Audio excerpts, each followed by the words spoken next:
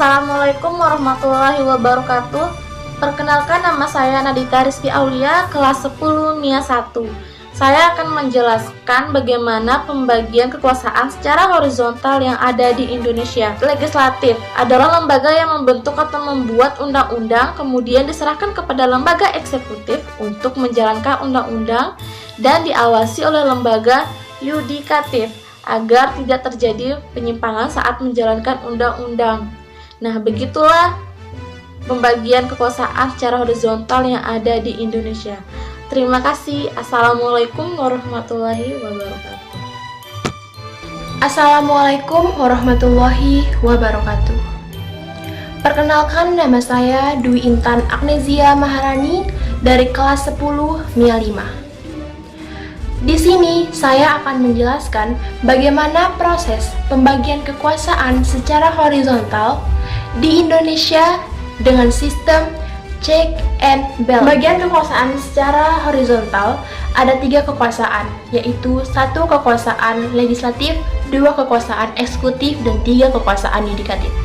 Kekuasaan legislatif adalah kekuasaan yang berwenang untuk membuat undang-undang. Contohnya DPD, DPR, dan MPR. Kekuasaan eksekutif adalah kekuasaan yang bertugas untuk menjalankan undang-undang. Contohnya Presiden dan Wakil Presiden. Sedangkan untuk kekuasaan yudikatif adalah kekuasaan untuk mengawasi jalannya undang-undang. Contohnya Mahkamah Agung, Mahkamah Konstitusi, dan Komisi Yudisial.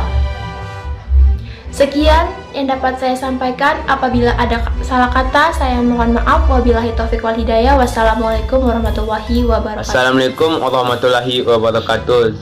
Saya Zulfan Rizky Pasya, siswa kelas 10 IPS 2. Di sini saya akan menjelaskan bagaimana proses pembagian kekuasaan secara horizontal di Indonesia yang dikenal dengan check and balance. Pembagian kekuasaan horizontal merupakan pembagian kekuasaan menurut fungsi lembaga-lembaga tertentu, yakni legislatif, eksekutif, dan yudikatif.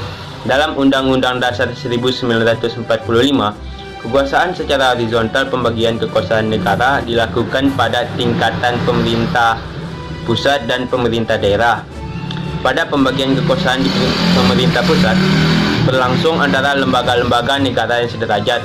Namun, adanya perubahan Undang-Undang Dasar 1945, terjadi pergeseran pembagian kekuasaan di pemerintah pusat, di mana pergeserannya adalah pergeseran klasifikasi kekuasaan yang umumnya terdiri atas 3 jenis menjadi 6 kekuasaan negara. Sekian, terima kasih. Saya Zulfan Rizky Pasya. Wassalamualaikum warahmatullahi wabarakatuh. Assalamualaikum warahmatullahi wabarakatuh. Perkenalkan, nama saya Winda Febriana. Saya dari kelas 10 MIPA 1. Di sini saya akan menjelaskan dengan singkat bagaimana proses pembagian kekuasaan secara horizontal di negara kita tercinta, yaitu Indonesia, yang dikenal dengan sistem check and balance. Kekuasaan di Indonesia ini dipelopori oleh John Locke bahwa kekuasaan harus dibagi-bagi sesuai fungsinya, dan di antara lembaga-lembaga saling bekerja sama demi kemurnian aturan yang telah dibuat dan diproses tersebut. Kekuasaan secara horizontal yaitu pembagian kekuasaan menurut fungsi lembaga-lembaga tertentu. Contohnya ada legislatif, eksekutif, dan yudikatif.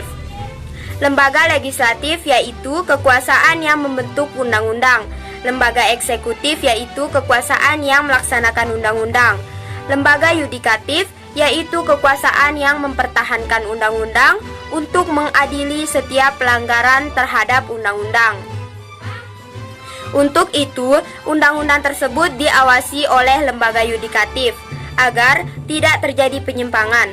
Jika terjadi penyimpangan, maka akan diadili. Sekian penjelasan dari saya. Wassalamualaikum warahmatullahi wabarakatuh. Assalamualaikum warahmatullahi wabarakatuh. Perkenalkan, nama saya Muhammad Surya Putra, kelas 10 MIPA 1. Di sini saya akan menjelaskan bagaimana proses pembagian kekuasaan secara horizontal di Indonesia yang dikenal dengan sistem check and balance. Secara horizontal, kekuasaan itu dibagi berdasarkan fungsinya. Contohnya, 1. Legislatif yang membuat undang-undang, 2. Eksekutif yang menjalankan undang-undang, dan 3. Yudikatif yang memantau atau mengawasi jalannya undang-undang. Nah, lembaga legislatif yang membuat undang-undang kemudian diserahkan atau diberikan kepada lembaga eksekutif untuk dijalankan. Nah, dalam pelaksanaan atau peraturan undang-undang tersebut, lembaga yudikatif yang memantau atau mengawasi jalannya undang-undang agar tidak terjadi penyimpangan. Nah, itulah proses pembagian kekuasaan yang ditetapkan di negara kita, yaitu negara kita tercinta, negara Republik Indonesia. Sekian dari saya, kurang lebihnya saya mohon maaf. Wassalamualaikum warahmatullahi wabarakatuh. Selamat pagi Bu Guru, nama saya Christine Jumersidao dari kelas 10 IPS 1. Dan sekarang saya akan menjelaskan secara singkat mengenai proses pembagian kekuasaan di Indonesia secara horizontal atau yang biasa disebut dengan sistem check and balance. Pembagian kekuasaan horizontal di Indonesia umumnya dibagi berdasarkan fungsinya yang dilakukan pada tingkat pemerintahan pusat dan tingkat pemerintahan daerah.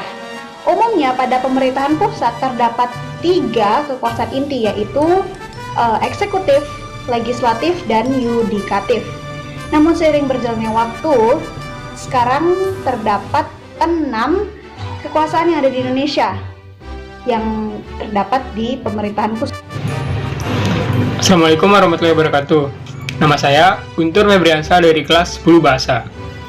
Pada kesempatan kali ini, saya akan menjelaskan secara singkat proses pembagian kekuasaan secara horizontal di Indonesia yang dikenal dengan sistem check and balance. Proses pembagian kekuasaan secara horizontal ialah proses pembagian kekuasaan yang dibagi berdasarkan fungsinya. Contohnya, pembagian kekuasaan antara 3 lembaga yang memiliki fungsi berbeda, seperti lembaga legislatif, eksekutif, dan yudikatif. Agar ketiga bidang kekuasaan tersebut dapat saling mengontrol dan terjadi keseimbangan kekuasaan, perlu diterapkan sistem check and balance. Ketatanegaraan Indonesia pasca amandemen UUD 1945 menganut sistem tersebut, di mana DPR sebagai lembaga legislatif, Presiden sebagai lembaga eksekutif, dan Mahkamah Agung serta Mahkamah Konstitusi sebagai lembaga yudikatif, di mana ketiganya dapat saling mengontrol dan terjadi keseimbangan kekuasaan antara lembaga-lembaga tersebut. Sekian dari saya, apabila ada kekurangan saya mohon maaf. Assalamualaikum warahmatullahi wabarakatuh. Assalamualaikum warahmatullahi wabarakatuh. Perkenalkan, nama saya Marsha Putri Kutari. Saya dari kelas IPS 2. Di sini, saya akan menjelaskan secara singkat bagaimana pembagian kekuasaan secara horizontal di Indonesia yang disebut dengan check and balance. Pembagian kekuasaan secara horizontal merupakan pembagian kekuasaan menurut fungsi lembaga tertentu, yaitu lembaga legislatif membuat atau membentuk undang-undang, lembaga eksekutif menjalankan undang-undang, dan lembaga yudikatif mengawasi jalannya undang-undang. Assalamualaikum warahmatullahi wabarakatuh. Perkenalkan, nama saya Gina Nurul Sami, saya dari kelas 10 Bahasa. Pembagian kekuasaan secara horizontal adalah pembagian kekuasaan yang dilakukan oleh lembaga-lembaga tertentu. Oleh karena itu, pembagian secara horizontal dibagi menurut fungsinya.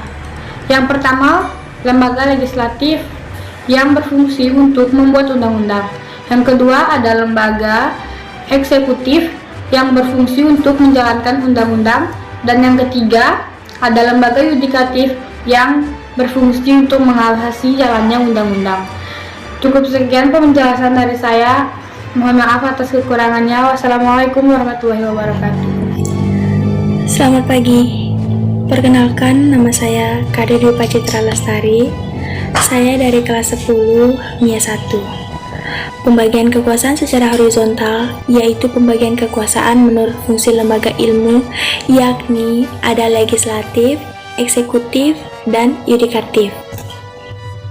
Dalam Undang-Undang Dasar 1945, kekuasaan secara horizontal, pembagian kekuasaan negara dilakukan pada tingkat pemerintah pusat dan pemerintah daerah. Sekian dari saya, terima kasih.